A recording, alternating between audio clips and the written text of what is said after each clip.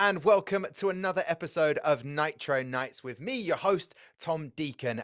Lovely to see all of you coming back, the regulars. You know what the show's all about. But for anyone who is new, let me tell you what Nitro Nights is all about. It's all about esports racing. We love it. We know you do as well. So each episode that we bring you, we have a brand new special guest on to talk about the tips, the community, what's happening around the world, and we have a little look at the tournaments taking place currently right now. We have 3 episodes a week for you, one on a Monday, one on a Wednesday, and one on a Friday, dropping about 7 p.m. Central European time.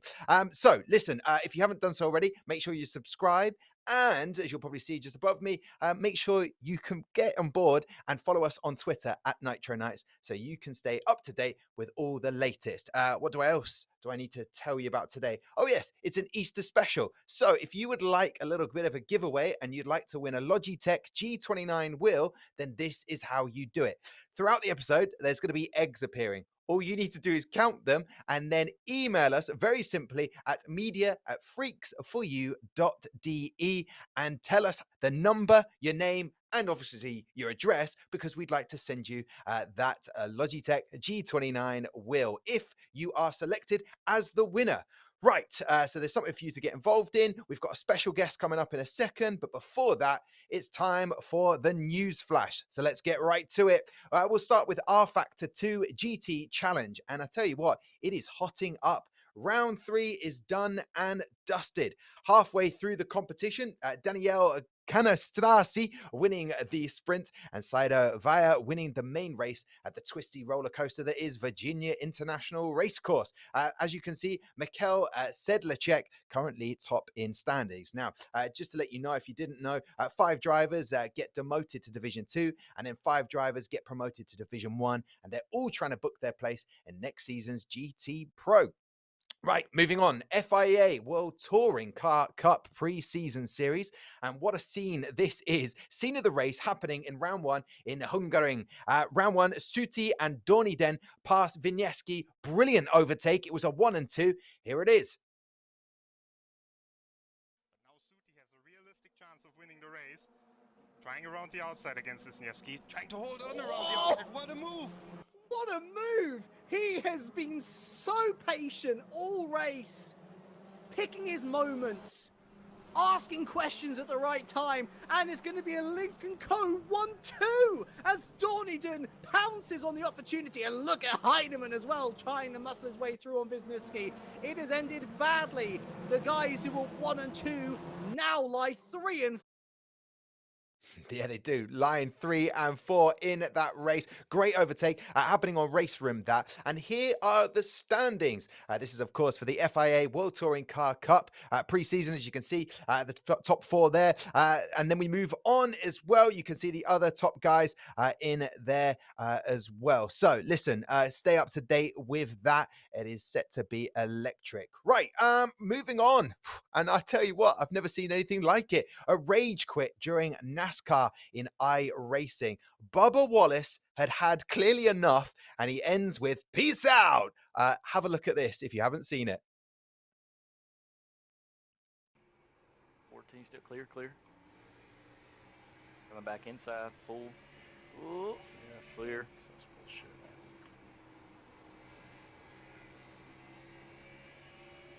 Come on, Clint! Oh, God! he's still down there. Still there. Yep, he just came up and wrecked the hell out of you again on right. purpose. Y'all have it going. Back block, Tyler. That's it. That's why I don't take this shit serious. Sorry, Tyler. Just trying to talk to you there.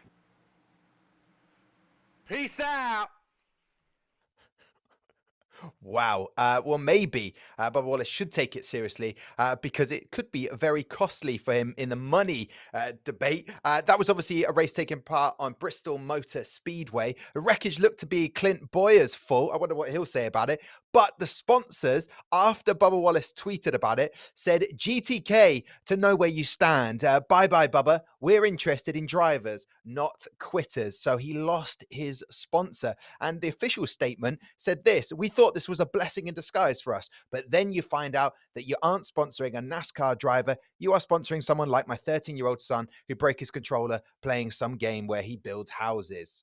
That was reported on Action Network. So yet to be seen whether Bubba Wallace will be back. Well, he definitely won't have a sponsor. But anyway, we turn our attention to another F1 2020 driver driving for Renault. And they teamed up with the esports partner, Team Vitality, for a virtual event where Esteban Ocon got a P1 in the race for Renault Esport. Now, interesting enough, if you know that I host the F1 Virtual Grand Prix, it was also a former Renault driver, Guan Yu Zhou. He won the first one in the Virtual Grand Prix in Bahrain.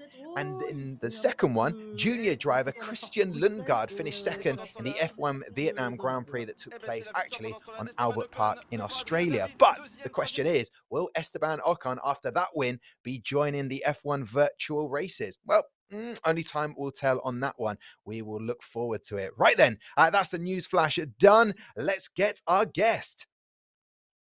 So joining me on Nitro Nights is the one and only Actrollvision, aka Luke Crane. Welcome to the show, buddy. Hi. Oh, this is weird, like this video call scenario. How you doing, Tom? You all good? I am very well. Now, I didn't know how to quite introduce you, maybe as an esports consultant. You're hired to scream at F1 esports events. You're casting constantly. You're just the big cheese in the game. How would I introduce you, or how would you like to be known to our viewers? Luke Crane's great. Actrollvision's fine. It doesn't really matter to me. I've been called so much worse, and I will continue to be called worse as well. So anything's good, man. Okay, well, listen, you're a man who said the online content creators right now are taking over the entertainment avenues, and it's a big wake-up call for mainstream entertainment. Do you still think that's a fair look at what's happening now in the online world? Yeah, absolutely. Not just in sim racing either. I just think generally, in terms of like Twitch and YouTube, they've got like the just chatting scenario there. People are coming up with their own skits. People are coming up with their own TV shows effectively now, documentaries. But in the sim racing world, like, we are smashing it right now. Like, we've got an opportunity here, and like there are so many people grabbing it with both hands. Like people like Jardier, who races in my leagues. He's like doubled his viewer numbers over the last couple of weeks, and like he will sustain that because he's so entertaining and such a good driver. So it's just great to see. Jimmy Broadbent is just he is the big cheese right now. He's smashing it as well. And yeah, we're taking over. It's great. Yeah, indeed. And also, I think famously quoted, I think I might be butchering this a little bit. You said real world motorsport is a gateway into sim racing. Are you still standing by that? Because I really want to get an essence of who you are and what you do. So is that how you see it? Well, that was more of a joke, to be honest. Obviously, everyone's going on about, sim racers, and this is for the last few years, like, this is a gateway to become a real racing driver, and I've always been opposed to that. I feel like it's unique in the fact that, yes, there is that avenue. Of course, you could take that on, but I feel like we're in a position now where it's viable to become the best sim racer in the world on specific games. Like, it is a genuine career option now, even more so now. Like, the last, it's really, really horrendous what's happening in the world, but it has presented an opportunity here for people to make a genuine living from this, but now we're seeing the real racers come onto our patch. They've come over here, and they're getting involved with all of these events. Obviously you're involved with probably the biggest one right now, and it's kind of like, well, you're getting involved with what we're trying to produce, so it's almost like the gateway from real racing has got you the opportunity to be able to keep your sponsors happy, to be able to keep yourself in race trim, and to be able to keep yourself in the public eye, because ultimately we're living in a world now of social media, and keeping people clicking on your name and talking about you is almost as big as being good at racing these days. Yeah. Well, listen, I think, Luke, Actrollvision, as you're more commonly known, I think this is a great episode to really delve into talking about the jobs that are in esports. I mean, was that always your intention to cast on sim races? Was that your ambition? You loved it, obviously. You didn't want to race yourself, or give us the backstory on you. Oh wow, yeah. So it's all happened by accident, to be completely honest. I used to race. I actually used to compete at the very top level within Project Cars. Back in the day on Gran Turismo as well. And again, not many people know about the Gran Turismo because it's a different alias, so I'm not going to give away anything there. But yeah, with Project Cars, I was competing every week in what used to be the ESL Go 4 Cups, and I kind of just got bored of racing. I actually qualified for the North versus South Red Bull 5G finals, which is at Comic Con at the what's now is it Nightingale Hospital that's been changed. The I can't remember what the building's called now. I can't remember what it's called. One in London, a big Comic Con convention. So I qualified for that, and I was just like, oh, there's no real money in this. Like, what am I doing here? I was good, but I wasn't amazing, and I just thought, well, I've got my own community here. We've grown up to about 30 at this point. Like, so back then, 30 was massive. It was a Twitter DM group as well. And my biggest worry was moving 30 people from a Twitter DM group to a Discord server. And like, I think we were the first people in sim racing. I'll take this claim to use Discord as well. Like, no one knew what it was, and I was so worried about losing people. Now we're at like 3,500. So like comparable to, it's just crazy that I was worried about losing a couple of people back then, just to move them to a different place. So I started commentating on races. I was like, well, maybe people would want to watch if I commentated, and I did. And like, still to this day, I don't really know what I'm doing. I just have fun with it. I do it all on my own. That's not true. That's not true. I'm not having that. That is not true at all. So you didn't. It was just an experiment. You were enjoying it. It was fun. But was money the main focal point for you to say, how can I sustain doing what I love? Well, I mentioned there was no money in sim racing, but then there was no money in commentating either. So it was an enjoyable factor. It was just I don't know, I always wanted to be an entertainer. Like, being in front of an audience is incredible for me. I had children very, very young, so I would like to have gone down the comedy route. Obviously what you've done very, very well, I might add as well. But I just never had I never had the opportunity to go around the clubs or do the circuit. So I just to have an audience has always been kind of the main objective, and just to be stupid and talk about racing, which is one of my first loves, motorsport. It just went hand in hand, and then it just kind of snowballed from there. So the ESL Go 4s that I was qualifying for, I said to ESL, look, can I commentate? I never asked for any money at all. And for a whole year, I did it for free, just every Sunday on my own channel. And we were pulling in, like, for the time of sim racing, we're pulling in over 100 every week on a game that was like 3 years old, and people didn't know who the drivers were. Like, it started from scratch, basically. So it's my job to start to get these drivers' names out there, so more people become fans of them. So they tuned in each week, they were invested, and it just they then got the contract to do the Project Cars World Championships, which was at Gamescom in Cologne 2017. And I begged, pleaded to get that gig because I wanted to do like an offline final. I'd worked for free for a year, and I got the gig. They gave me the gig, and it turned out to be the Project Cars 2 announcement as well. Like, they announced when the release date was, or it was the release party. I can't remember what it was. Anyway, I ended up having to host the stage for Bandai at Gamescom because one of the guys that was doing it was ill. So I got to learn so much that weekend. But my first time I got paid as well, and I managed to invest and get a PC and grow to where we are today. So now I run my own community, 3,500 people. We do all sorts of different games. I commentate on a lot of stuff for like Logitech. I've worked with Gfinity on the dirt stuff.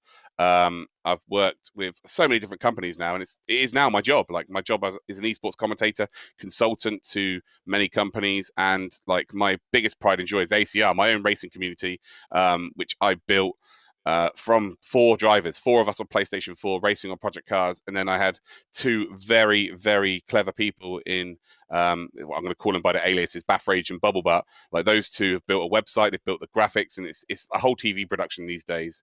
So between the 3 of us, we built something incredible that I could never have imagined. So I could talk about this all day, Tom. So I'm going to stop now. No, I know. Like, it's such a crazy story. Well, it seems crazy, but the passion and, excuse the pun, the drive from you to just have fun. You have an audience. How do you give them something and keep them entertained? And it's grown from there. I kind of wanted to know, and I guess that your sense of humor and the brightness and the warmth you bring to your casting. What are the intricacies of casting for racing? I am the last person to ask. I genuinely wing it every single time. Like, I have never looked at anybody else to try and find any inspiration in terms of styles. I've just done my own thing. So my commentary is, excuse me, apart from when I work with bigger companies on their product, obviously I work with a co-commentator, but my own stuff personally, I commentate on my own for the reason that my audience is the co-commentator. So I'm always responding to them. I always feel like they're part of it. Like, they're telling me camera angles they want to see. They're telling me facts from 3 weeks ago that I've forgotten about. And we're kind of, it's a job we do together. So that's kind of my style. But I'm just going to be honest with you. I'm just a fan that's getting paid to do it. Like, when it comes to like working with the Logitech G Challenge and stuff like that, I am just as big a fan as people watching at home. I am so excited every time I put the microphone on, and I think it shows. And also, when the cameras are off me and watching the actual racing, I stand up, I'm smacking the table. I'm just living every moment that all of these drivers are living. So again, like I say, I'm just a fan in a very fortunate position where I'm actually doing this as a job. Okay. Well, I suppose people viewing this right now will be thinking, all right, well, I know I've got the passion. How can I show it? I definitely know it comes across when I watch you casting. I guess I wanted to delve in a little bit more actually into the fact that it seems very splintered right now in this moment. There are so many tournaments taking place. How do we bridge that gap, or do we need to? What's your take on it at the moment? At the moment, I don't think we do. I think the bigger companies that have come in need to make a decision as to whether they're going to be entertainment and whether they're going to be serious. Like, I was pretty opposed to what F1 did originally with the show that you were involved in, where it's more of an entertainment thing, but now they're starting to go towards where I think they should go, in my opinion, because not all of the F1 drivers want to be a part of it. Of course, we know that, people have other obligations that they want to fulfill. So that's fair enough to them. But every single team has a junior driver, or they have, even a full-time driver that wants to be a part of this. Like, so every team should have a driver representative that's either, F2, F3, could be in the karting program for each team, or that could be the first driver, plus an esports driver from the esports series last year. I feel like that's the avenue that F1 should go. But in terms of like what Veloce are doing, the entertainment factor of that, like, they're changing up as well, which is great to see. It was a bit of carnage the first couple of rounds, but they had a huge impact with the amount of people watching. We're seeing like Race Room's doing some pretty serious stuff with influencers and like the top sim racers and the real life racing drivers. So there's a kind of nice balance there. iRacing, like, wow, they're just churning out so much stuff at the moment here. The only thing I'm worried about is the quality. The quality may drop. And what I'm seeing right now in my chat, it's like, oh, it's so good that you're doing this while this horrendous thing is happening in the world. I'm like, I've been doing this for 3 years. Like, this is not something, we're not just doing this because what's going on. So we've built this foundation. We've built this work. Like, people like myself, people like Jimmy, people like Giardier, the Tidgeneys of this world. They've built the foundations for these big companies to come in and profit from this. I'm worried where it's going to be when this is all over. Are these companies going to be sticking around? Are the real world motor organizations going to invest in this properly? I feel like now it's been seen, now it's been put out there in the public eye. If a real life racing organization doesn't invest in this and have a series that runs alongside it, I think they may cease to exist. Like, I think that's how serious it has to be taken. Yeah. Well, obviously, in a news flash today, I mentioned about Renault and Esteban Ocon with their manufacturer. Their Renault set up their tournament, which he got P1 in. So I agree with you. I think it's fun. Everyone's loving it. How do we sustain it? I suppose that relies on the communities that are watching. Do they all get along, in your opinion? In terms of grassroots, it becomes difficult because a lot of organizations have been bred from, like, my organization, the likes of AOR. Like, they've other people have disagreed with how things are going, so like, we're going to create our own. So it becomes a bit difficult there to really say that everybody gets on. But for the most part, most people are racing between loads of different brands, if you like, anyway. So like that, it doesn't matter who gets on in terms of who's running things. It's more to do with the drivers and if they're having fun. But I don't think that the sort of community level is what we need to be worried about in terms of the top esport level here. We've got those drivers that are racing each and every week. There's not really been a competition yet where it's like, well, you could be, 5 seconds off the pace, but you could race against Charles Leclerc on a weekend. Like, it's just that's not happening. So I don't think we need to be too worried. I've noticed over the last sort of couple of weeks, so we had to implement a system where people register interest in our leagues if it's full, because all our leagues are full. Like, it's bananas right now. We have like 600 weekly spots, and I had to add 4 leagues this week, and they filled up within like 24 hours. So the demand's there then. Yeah, the demand's there. I suppose it's like you just choose it's like a buffet at the moment. You just go and choose which one you want to tuck on into, and some drivers are hungry and they're going to different little tables, but the demand's there, and it's hopefully being met. But we'd obviously like the quality to remain as good as it is now. Yeah, well, it's only going to get better, because once this is all like done and dusted, you guys will be able to be in a studio together. I say you guys, us guys, I guess I'll be involved in some stuff later in the year as well. Like, we'll all be able to actually have proper production. Like, right now it's just a bit chopped up.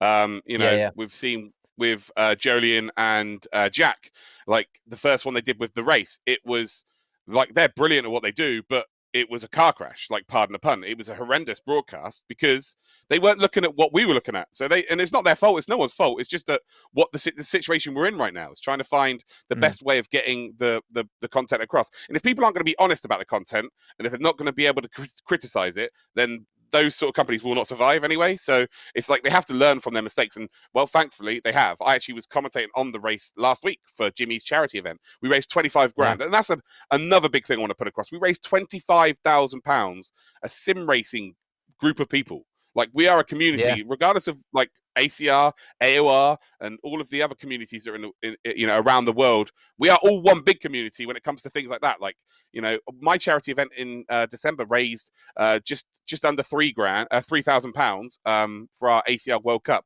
We had Matt Malone, who raised over £10,000 for the Race for Clean Water last year, and then we had Jimmy that went and did 25,000. So, like, I think, yeah, these big events are great and whatnot, but it was already here. We'd already built this up, like for these companies to thrive, but they just have to capitalize on it. And I just hope that they don't, like I said before, I just hope they don't disappear and kind of leave us in trouble. Like, some of the driving standards, as you will agree, have been pretty poor, and that's only going to breed poor driving in public lobbies, in the lower tiers of community leagues. So kind of we don't want to be left with that mess when there's like, because I anticipate it's going to be, 3-4 times the amount of sim racers in the world when this is all over.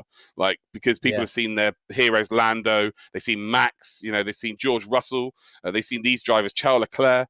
They've seen Charles Leclerc do one esports race and just dominate. Like, they want to be like their heroes. Oh, it's scary. Yeah. It just shows how parallel they are. Well, I feel the passion. I hear that energy, and that's what we want. We want it to continue and to be of a good standard and keep that demand going. And hopefully they don't leave you. But what I'm definitely hearing while I listen to you is your pride in the fact you were there at the beginning and you want it to continue. But I want to find out, Luke, in the quick fire question round, a little bit more about you. Now, please don't be nervous, because I know that you've done some quite interesting casting before. I believe you were telling me about McLaren Shadow, how you had to do a challenge. So it's not as bad as that. Just a brief explanation of what you had to do with McLaren Shadow. We had to commentate me again, it's just me on my own. I had to commentate a race around Monaco with the McLaren Shadow drivers, and they had challenges during it. So at one point I had to eat a cracker. That's the hardest thing I've ever done, I think. The other two I'm going to mention, I had to do a ping pong ball, which I did instantly. I did 25, and I just smashed it across the room. And then I had to take in a helium balloon just a little bit, and I just burst the whole thing of my head by accident, and that just it went pear-shaped. This should be a little bit more relaxed but still fun. So are you ready, Luke? Yes. Your time starts now. Favorite track to cast on? Sugo. Most exciting sim racer on the scene right now? Yaroslav Honzik. Will you shave all your hair off? I know you're hiding it with a hat right now. No. Okay. Assetto Corsa or iRacing? Assetto Corsa. Okay. Favorite food? pizza. Good choice. Who's the best caster out there? Jack Nicholls. Thoughts on Marmite? Love it. Okay. Which F1 driver would you like to see race on one of the weekend competitions? Current or anyone? I'll let you decide that one, bro. Damon Hill. Okay. Good choice. Very good choice. If you were a hear superhero, it. what power would you have? Fly, I guess. Favorite video I could have game? said something else, I guess. Ever? Oh wow, that's a really tough one. Football Manager. Oh, great choice. Okay, and this one's a popular one: Max Verstappen or Lewis Hamilton? Lewis Hamilton. Oh, finally, someone's answered Lewis Hamilton. And who is your driving idol? I think you've already answered that. Damon Hill. And finally, worst job you've done out of racing? I did it for 14 years. This kind of got me out of it. I was an engineer for the NHS, but it was kind of a cool job. But the company I worked for, it was horrendous. Oh man, well listen, I didn't mean to end on a sad note there. I quickly asked. I could give you a positive one. Yeah. About Damon Hill. So last year I was in Indianapolis for the 500. Me and another streamer called Matt Malone. He's an iRacing streamer. Love the guy.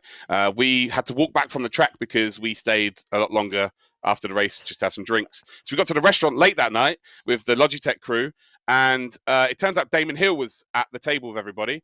And he was in the restaurant the whole night we were there. 3 hours after we left the restaurant, the people we were with told me about Damon Hill being at the restaurant, and I could have met him.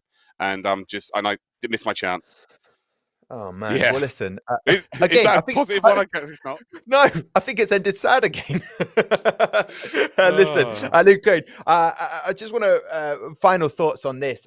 For people who want to sort of follow in maybe in your footsteps a little bit, what are your aspirations for, say, the next couple of years, so we know roughly what you want to achieve in the scene? Well, I'm currently working with a company called Logitech. I'm sure most of you would have heard of them. And we kind of build a championship each year across all four continents, or 4 continents in the world, should I say, where it's an amateur competition where anybody can just win themselves a chance to travel the world and battle it out, to become a Logitech G Challenge champion. So just continue with that, grow that is really my aspirations right now. And to just further secure that this is going to be my job long term.